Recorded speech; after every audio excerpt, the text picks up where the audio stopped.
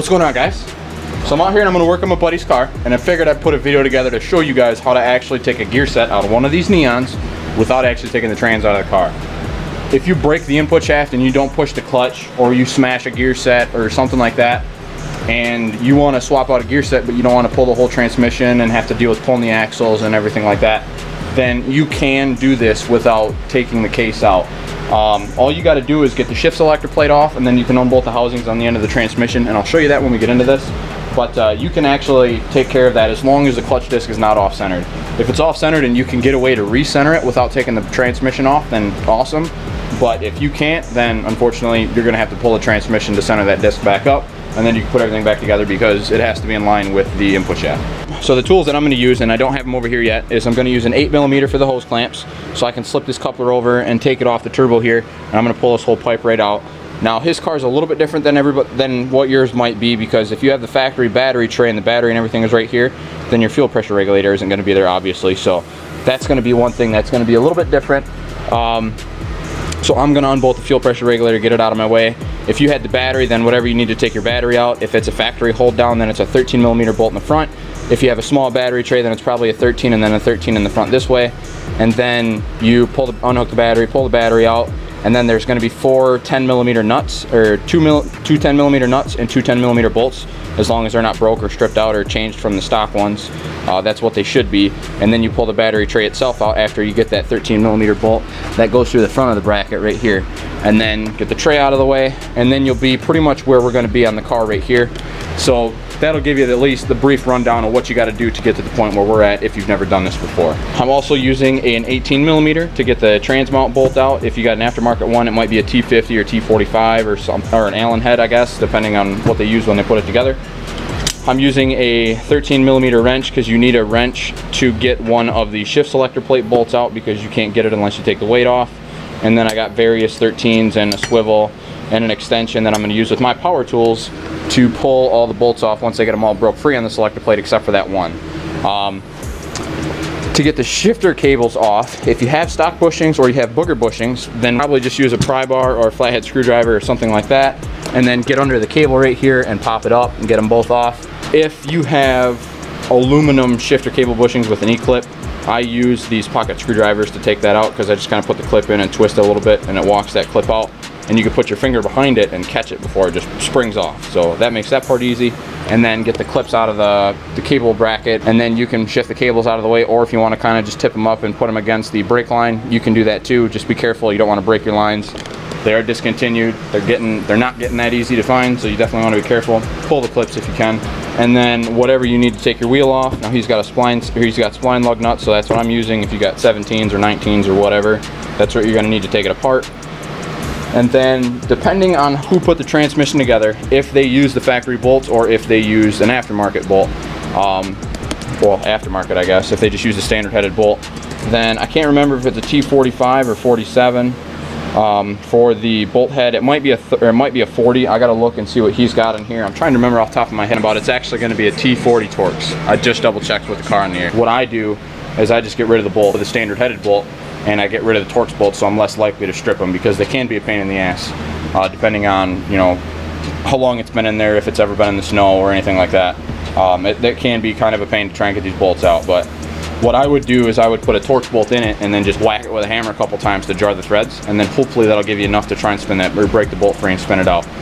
That's the best option you got. Just don't break your bit, because if you do, then you're going to have a lot of fun trying to get them out. So yeah, it could be a Torx bit, or it could be, you know, something like a 9/16 or a 5/8, depending on the head of the bolt that they bought, to replace the factory torque head bolts. Once that plate's off, there's going to be some snap rings inside that actually go in the groove on these two bearings right here where the case half slips around it. And what I use to take those out is the snap ring pliers to spread it, and then I get behind it with these picks and I walk that clip out that way. It's a lot easier to do.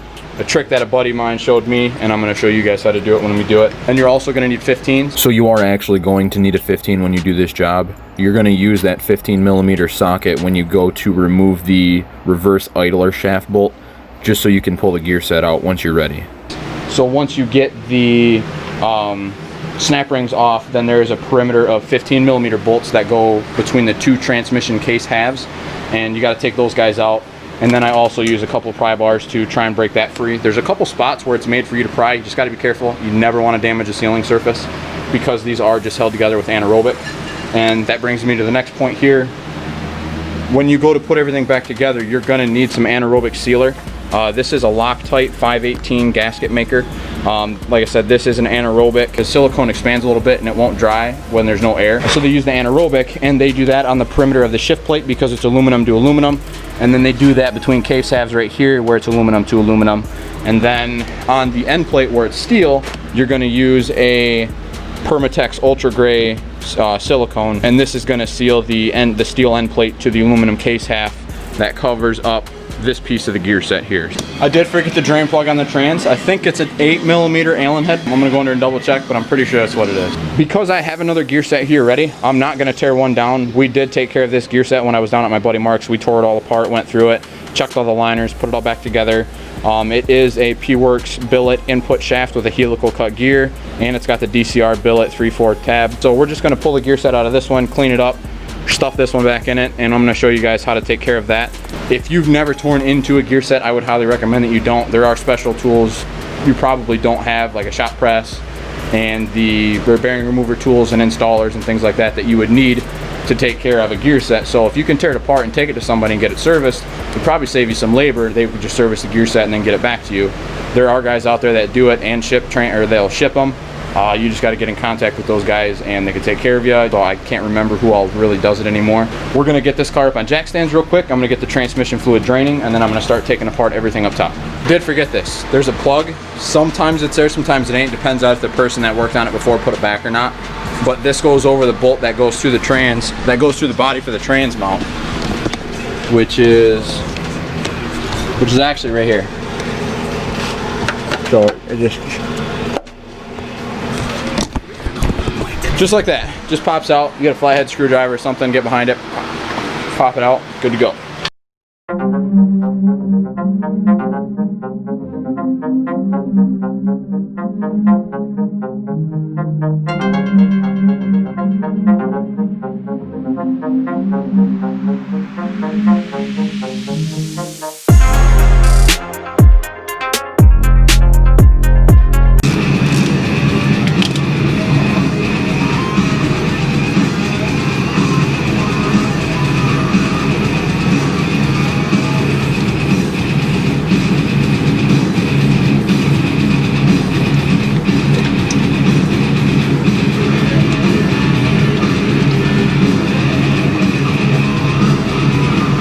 Okay, so I paused it right here just so I could tell you guys this because I didn't say anything about it in the video.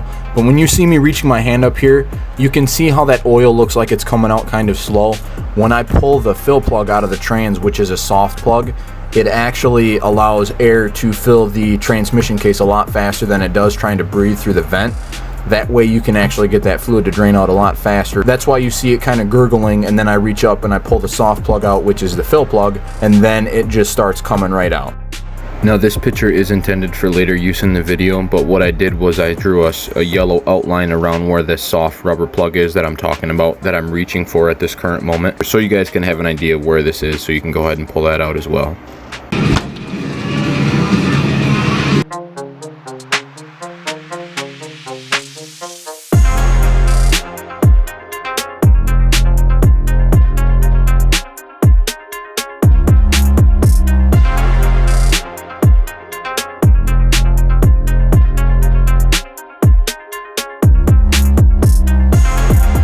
So the shifter cable clip here looks like a lowercase n, and then what I'm doing is I'm just prying up against the legs with a pry bar to get that clip to pop free without prying against the cables or anything like that, because you definitely don't want to damage your cables. Like I said, they are discontinued and they're application specific. I don't think any other platform uses this cable. It has to be a Neon SRT4. You have no other options, so definitely be careful.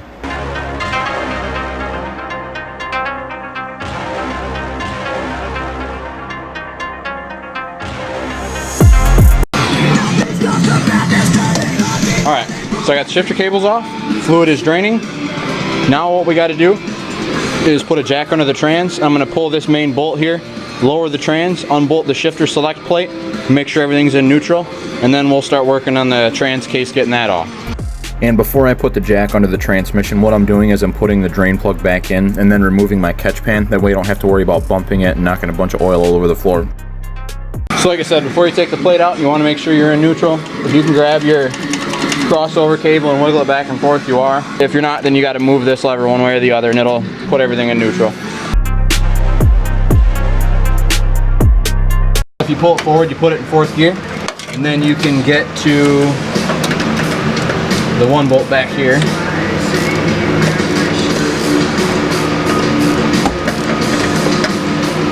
then I think you need it out of the way for this one. To actually get it out, you need it back into the other. But there's a bolt right here at the end of my finger. It's underneath, and that's what you need the wrench for. So you shift it back, and then you can get the rest of your bolts out quick.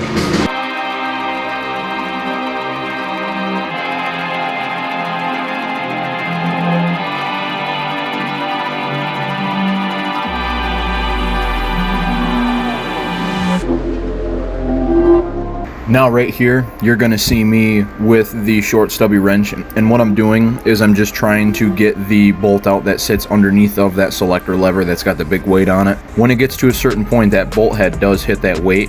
You're just gonna have to try and hold the shift plate up or make sure that it doesn't bind up when you are spinning that bolt out. That way you don't cause any damage to the plate or the sealing surface or anything like that.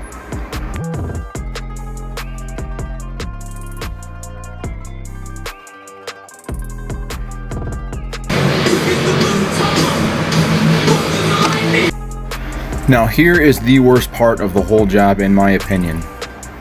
These Torx bolts, if they have never been replaced, or if this is the first time you're taking them out, or if you drive your car in the winter and it looks like they're pretty rusty, there is a very good chance that they're going to strip out. It's very easy. So what I'm doing here is I took the hammer, as you can see, and I tried to tap all the threads to make sure that they were all loose, because the first one I tried was starting to spin. And unlucky for me, 6 out of the 11 bolts actually stripped out on this thing. So I had a fun time getting them out. I didn't try to film trying to get these guys out. Everybody's going to have their own way. If you have access to a welder and you can weld a nut on the bolt, that's probably going to be your best bet. If you don't have access to a welder, your next best bet is going to be a set of vice grips or a pipe wrench that you can actually get a good grab on these bolt heads with to try and break them free. And if you're lucky, they will come free. If you're not, then you get into it like me with an air hammer and a chisel, and you got to knock a groove in them and then try to spin them around with your hammer while avoiding causing any damage to that case and plate. So I got all the bolts out on the end plate here. I did have to chisel 6 of the 11 out. 5 of them came loose, 6 of them stripped out. I did have to fight with them, but we got them out. So I'm gonna run into town and I'm gonna get some replacement bolts for those. But first I'm gonna go ahead and I'm gonna get everything else tore apart, make sure there's nothing else I'm gonna need. And then once it's all completely apart, I'll just put a shirt or something over the transmission for now. I'll run into town, get the bolts that I need to replace these bolts, and then I can go ahead and get everything cleaned up and start slapping it all back together. Let's get that end plate off, let's get the case half off, let's get the gear set out, see what we got, and then we'll go from there. Now right here where you can see I am prying against some webbing. So what I'm going to do is I'm just going to take a picture and I'll overlay it right here to show you guys where exactly it is that I'm prying at, because I do have a transmission on the bench and it's a lot easier to show you there than it is in the car here. You're going to have to be very careful when you pull this off, because there's a couple fluid run channels that are inside of this plate, and if you just pry it off sideways without breaking it free all the way around and then pulling it straight out, you could easily damage those fluid channels. This piece of the cover has a gap behind it, and that's the pry point to try and break all this stuff free, but you got to be careful. You can't let it twist too much, because when you pull this off, there are fluid run channels and you can break these guys off if you just twist this thing away. So be careful with that. Just break it free and pop it off and you'll be okay. So at this point, it'd be a good idea to go ahead and unhook your backup lamp switch before you forget about it, like me. So this is the part where we go in and we pull the snap rings off from the outer diameter of these bearings here on our input and output shafts. This is the trick I'm talking about when you use a set of snap ring pliers to spread the clip open, and then you get behind it with a pick, and then you can walk it right out. And then you just see me push the gear set in just to make sure that we were going to be free. And then now you got to take these perimeter bolts out. So there's 1, 6, 7, 8, 9, 10, 11, 12, I think. Yeah, 12 total. It might even be 13s, not 15s. Let's see. Oh, 13s.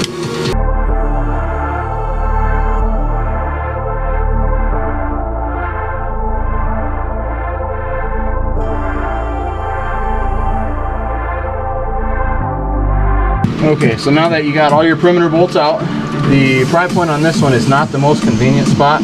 There's a little bit on the back here that you can try to use. There's a big window right here you can use. And that's pretty much all you got, really. So what I'm going to do is I'm going to go on the bottom first, and I'm going to try and pry the bottom out, get that seam to break, and then I'll go up top and I'll use the case up here to break the top three and see if we can get this guy off here. Now when you're to this part and you're ready to separate the case halves, there are 2 pry points, and I'm going to put both pictures on the screen. Now if you have room, you can do it like I have it on the left. That does leave you enough room and a pretty good pry point if you have no ABS, or if the transmission sits low enough in the car and you can get around it, or you have the transmission bracket removed, then you can do that route. However, the route that I'm using, because I am a little bit limited on space with the ABS module and leaving the trans mount bracket in the car still, I'm going to do it like I have it set up on the right picture, and you will see that here in the video in a second. Now another thing I didn't mention while I'm doing this is you can see the bearings pull out with the case half as I pry the case halves apart from each other. What you want to do is take your thumbs, just like I'm doing here, and then you're going to push against the gear set while you pull away with the end plate to make sure that that gear set don't fall out on the floor. You're also going to want to make sure that when you break that seam that you have a catch pan underneath, because there's going to be some residual fluid still in the transmission. And if you got a nice garage floor, or you're doing this in your driveway, you can try to avoid from making a mess. So just go ahead and put a catch pan under there before you try and break that free, and then watch what I'm doing right here as I try to pull this guy out.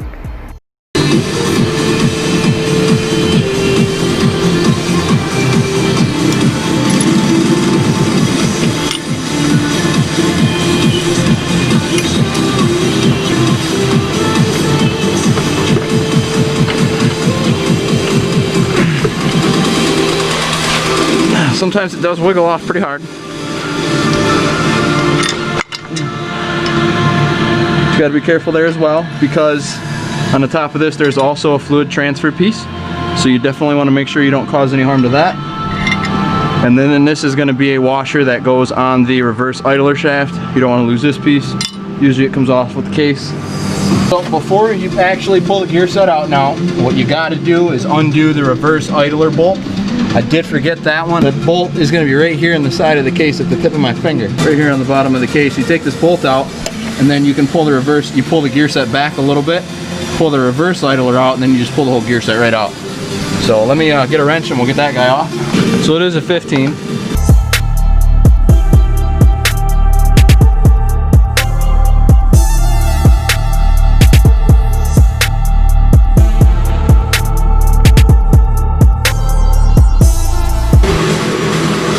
Okay, so now you want to, I got this shaft out here a little bit. You want to pull back on the gear set a little bit, and that's going to release this idler. And then you want to take this guy out careful, because the gear will fall off the shaft. There's a bearing inside. You don't want to lose that. So you hold the gear set in. Set this guy out to the side. I'm going to move the camera quick. Try and show you guys how I'm going to do this, but I don't know how. Here, we'll try it like this. Hopefully you can see it. So I'm going to grab the gear set out, and then I'm just going to put it right here on this foam. I need my space. So we got that. My light. Here you go.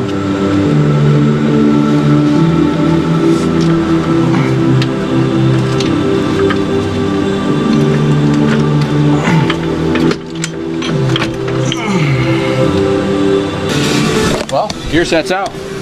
And look how twisted that shaft is. He is lucky that he waited, because that guy was about to let go. Look at that. That crack is all the way up into the spline.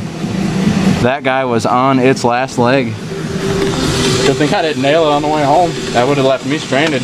But now that I got it out, I'm going to run to town. I'm going to get the replacement bolts for these stupid Torx bolts they used in the case. I'll just get some hex-headed bolts, and then I'm going to get back home. We'll get this guy cleaned up, and we'll start cramming it back together and get this car out of here for the day. Now when you're cleaning these surfaces, I prefer to use a razor blade, and then what I do when I'm done is I'll take brake clean on a rag and I'll wipe it all down quick, and then I put everything back together at that point. Now I'm only doing this on the machine surfaces. On the surface where the end plate actually bolts to the case half, I will get out the die grinder real quick and just go after it, because it's silicone and not anaerobic. and silicone is much more aggressive to try and clean up than an anaerobic sealer is. So that's why you see me doing this right now with a razor blade instead of anything else, to avoid from damaging the surfaces. And when you see me doing this with a die grinder, I'm not using anything super abrasive. I'm just using a plastic fingered bristle disc. You don't need to get too crazy with this. You're just trying to clean the silicone off.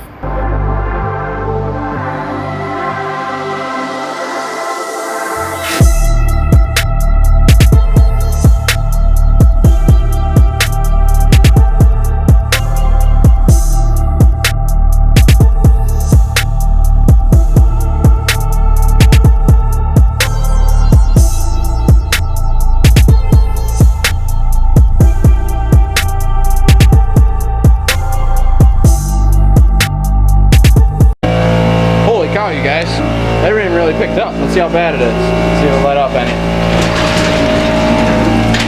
Oh, nope, got me. Nope, it is just pouring right now. Yeah, I heard it and I looked up and it was just coming right down. Good time. Back to work. Well, quit raining where I'm at, but not even a half mile, well, about a half mile north is my neighbor's house, as you can see them up the road here. I don't know how well the GoPro is going to pick them up, but check this out. So no rain here right now, right? There's rain over there, and then as you pan that way, it just gets thick. And then nothing. I don't know if that's coming here, which it kind of looks like it is, so we're going to shut back up.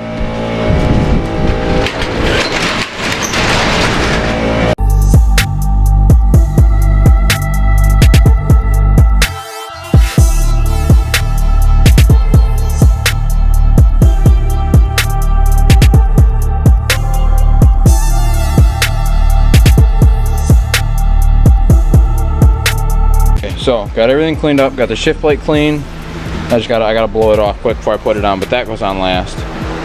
Got the case half all cleaned up, both sides. Now when I cleaned up on this side, you guys seen me using the grinder, and I can get away with that because it's silicone and not anaerobic that seals on that side, so it doesn't have to be machine flat. It still has to be flat, and the tool I was using isn't super aggressive.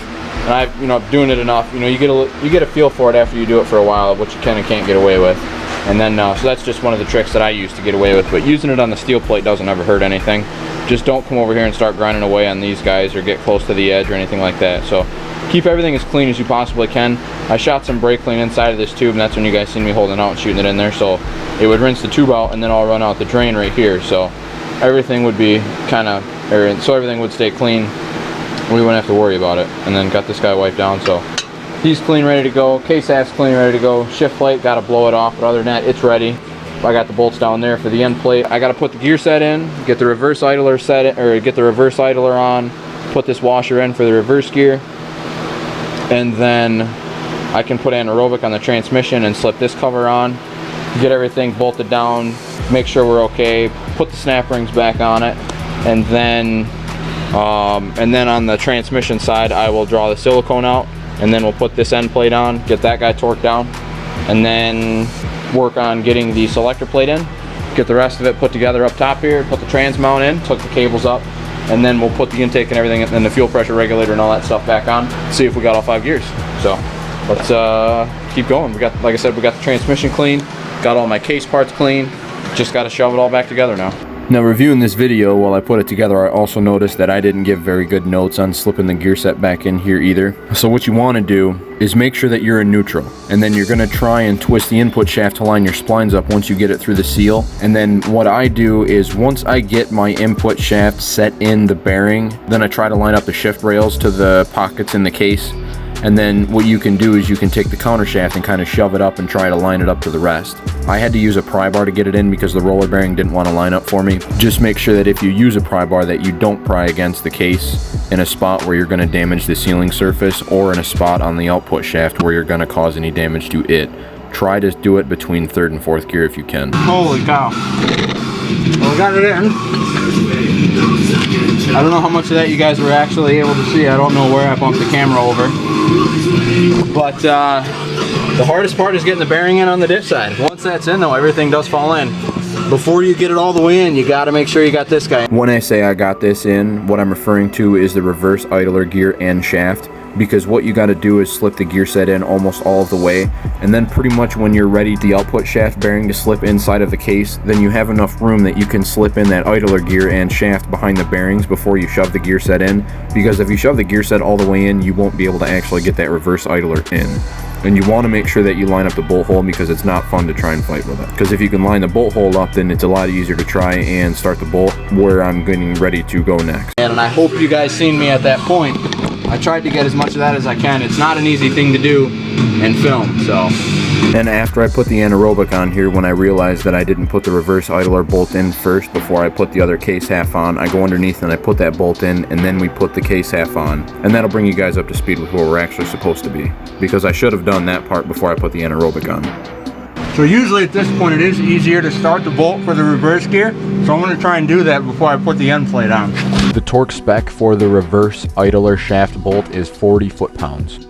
So at this point my camera did die and I missed it, so I didn't get any video of me actually putting the case half on and torquing it down. I'm going to post a picture of the torque specs and everything out of the service manual. That way you guys will have the correct information when you put your case together to torque it all down. And I will also include some pictures here that I've outlined in paint for the trace that you would follow for the anaerobic sealer, as well as the silicone and where the fluid channel sits inside of the case that I talk about here in a minute. So in this picture here, I have outlined where you're going to put your anaerobic sealer in red. And now, conveniently enough, the anaerobic sealer you should be using should be red, so it's going to look just like this. You can go on the inside of all your bolt holes here, because none of those bolt holes are actually cast into the case where it would see any fluid. They're just dead holes. So you can go ahead and get that anaerobic sealer to go on the inside of those bolt holes and keep everything cleaned up. And another thing, you don't want to use too much anaerobic sealer or silicone, because when you put all this stuff together, it's actually going to smash it out quite a bit. So you want to try and keep your anaerobic sealer line thin, just like how I have it in the picture, and give it room to expand without being too much and then ending up in the gear set or pushing out of the case and looking terrible. Same thing with the silicone when you do the end plate. You don't want to do too much, because if you do, you could smash it into the fluid run channels and block fluid flow, and you definitely don't want to have that on your hands and ruin a gear set because of that. Just make sure that the hole on the right side of the case here at about the 130 position, where it looks like I just kind of chopped in another line outside of the perimeter line, just make sure that you put that in there, because that is a fluid run channel, and if you have any fluid loss between the case halves because you didn't seal that part, then you're starving the output shaft of fluid flow if you do that. Also, if you remember that washer that came off that reverse idler shaft when I pulled the end plate off before, I'll post a picture right here. Make sure that you guys put this on before you put that end plate on, because if you put that end plate on and you don't put that spacer on, the bearing could walk out of the gear, or the gear itself could walk around, and you will have big problems on your hand at that point. One thing to note also with that washer, if you look at it, there's going to be a slot cut out of the inside circumference of that washer. You're going to want to line that up to a peg that's on that reverse idler shaft. That washer should sit pretty flat to the gear when you have it in there correctly. So I got the case half on. Just got to make sure your lubrication channel's straight up. There is a pocket that sits in. Now, it isn't the easiest thing to see in this picture here, but the fluid run channel I have outlined in green, and you can see where that black run channel goes into the case, and like I said, I've got it outlined in green here on the left. And the right, I've outlined where the bushing and the shift rail would go, so you can familiarize yourself with where that fluid run channel's got to be and in position with the case on how you're going to put this guy together. That way you can line it up and not break anything. This is a feed over here as well, so it gets fed from this side, and this one feeds this one, and then it gets fed on this from this hole, and that's the other one we marked, and that comes through here. When you put these bolts in, a blue Loctite would be better. I don't have any blue, I have red, so I'm just going to do a tiny bit and then put these guys in.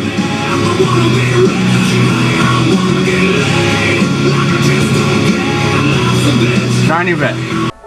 So the torque spec on these bolts is only 250 inch-pounds. It is easy to over torque these guys if you're not familiar with it, or if you haven't been in the field that long. You're not going to see me use a torque wrench here. That's just because I've been in the field long enough and I got a pretty good feel for it. Now, also another trick that I do when I do this is every third bolt I tighten down, because there are 12 perimeter bolts. So you're going to go around the case 3 times, go around and snug them all, and then go ahead and try to torque these all down. That way the case will sit flat and you won't worry about stressing or binding the case up and cracking it or potentially damaging. And then you got to go ahead and pull all this stuff apart and do it all again.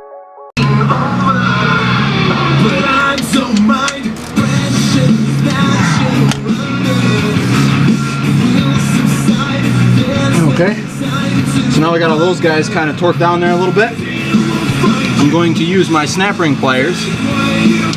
Because of the way they're set up, I can grab the inside of the shaft and pull it out like this. And that's where I need it to get these snap rings on.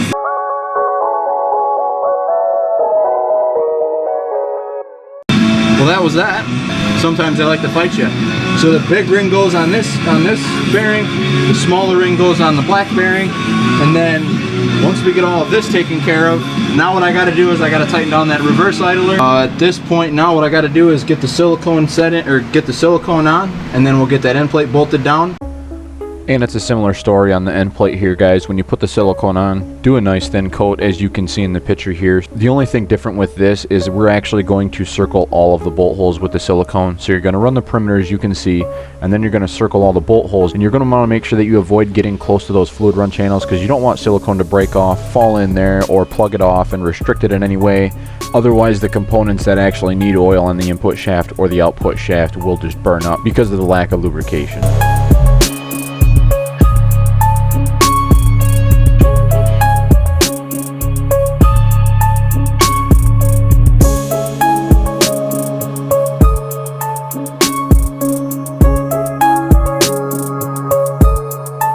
Same thing again, tiny dab of Loctite, don't need a bunch if you're using red.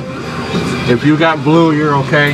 Now the torque sequence that I follow when I torque this plate down, 2 inside bolts first, and then what I do is I'll go to the top left bolt, probably about the 11 o'clock position, and then I'll work my way clockwise around. The torque spec on these bolts is also only 250 inch-pounds.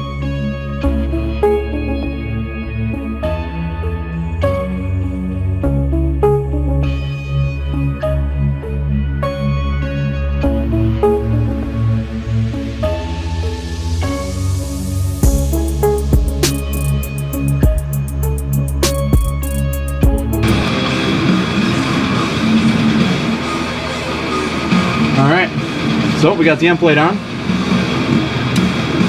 Now we're going to work on the selector. And this is where it gets fun, because you got to get the anaerobic sealer on the trans, get the shift selector in, and then work that one bolt on while you walk the selector plate down, because this bolt is too long and it hits the weight, so it's got to be that far in before that plate's flat.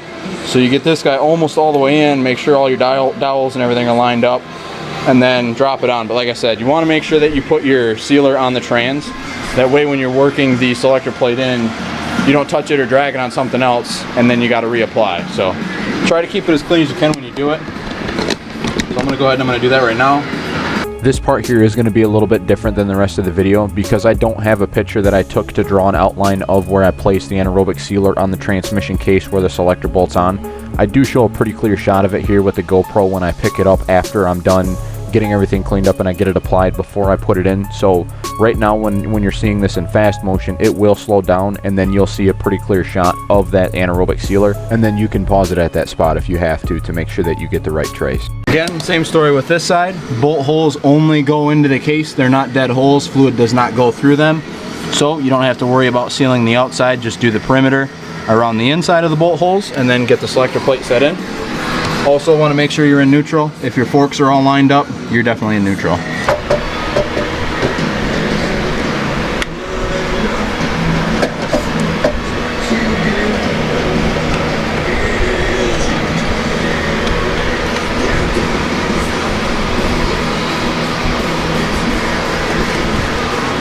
And then right here, what you're going to see me do is I'm trying to hold and support the selector plate while I started the bolt that's under the weight. And then after I get that bolt started, I like to start one more and then set the back on the dowel. That way when I tighten it down when I'm ready, I can just kind of flatten it once that bolt's in there far enough that you get the opportunity to. So you'll see that when we get there. Now with this one, again, the torque specs on this are only 250 inch-pounds. However, there are quite a few spots where it's going to be very difficult to get a socket in if you don't remove the transmount bracket. If you have a car that has a complete transmount bracket and you have to do that to get that, and you have to remove it to get the selector plate out of the way, then you might be able to get most of those bolts. But the one underneath of the selector shaft, which has the big counterweight on it, you will not be able to get a socket on unless you take that weight off from the selector plate itself. So if you get a pretty good feel for it, torquing the rest down, you can just use a regular box end wrench, just use a short one, and then go ahead and torque that bolt down. That way you're not really putting yourself in jeopardy to really over torque it and strip it out, and that's why I prefer using the short ones for that part. Alright, got my shifter plate on, cables are all hooked up. We did check, it shifts all 6 gears technically, all 5 forward and reverse. So now I just got to slip the mount in, put everything back together, and put some trans fluid in this guy. If you did have to remove your trans mount bracket, the torque spec for the transmission mount to transmission bolts is 50 foot-pounds, and then the big mount bolt that goes through the trans mount is 90 foot-pounds.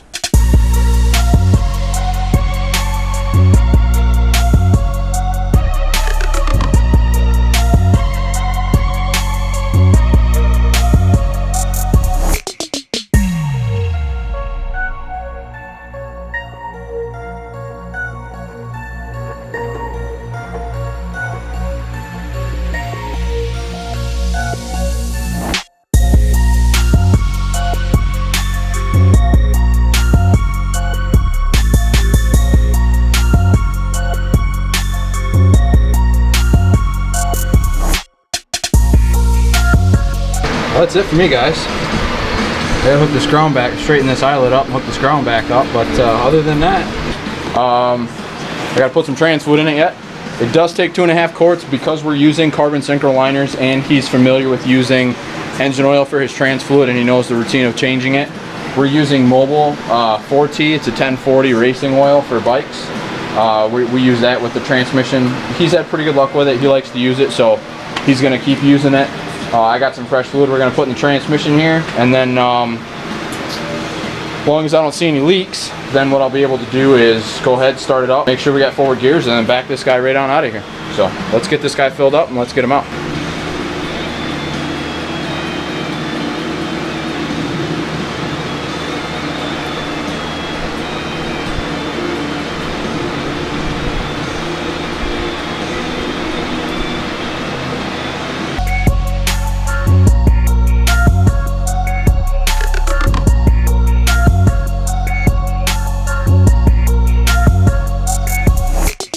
One, 2, and 3. There we go.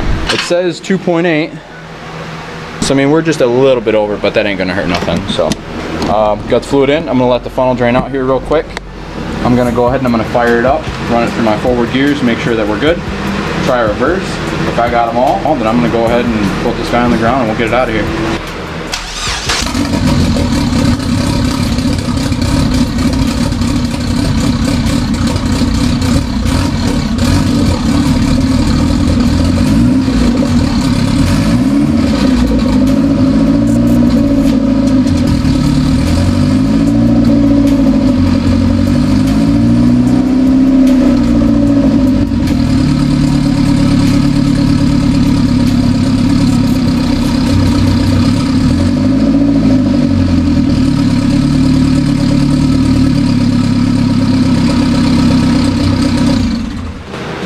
We got all 5 and reverse. We're good to go.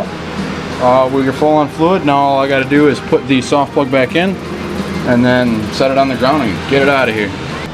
Alrighty guys, so I hope this video helped any of you guys out trying to do a gear set. If you're trying to do this in the car, or maybe it's something you watched and you determine that it's not something that you're wanting to do, now you can make the decision to actually take it to a shop and have somebody do it for you. So I got to clean this car up. I'm going to do that tomorrow when I get it outside. But other than that, we're good to go, guys. It has all forward gears, has reverse, got fluid, everything's put back together. So now we're gonna back her out. So thanks for checking us out, guys. Check out our Instagram, check out our Facebook. You guys have yourself a good one, stay safe, and we will see you at the track. Thanks.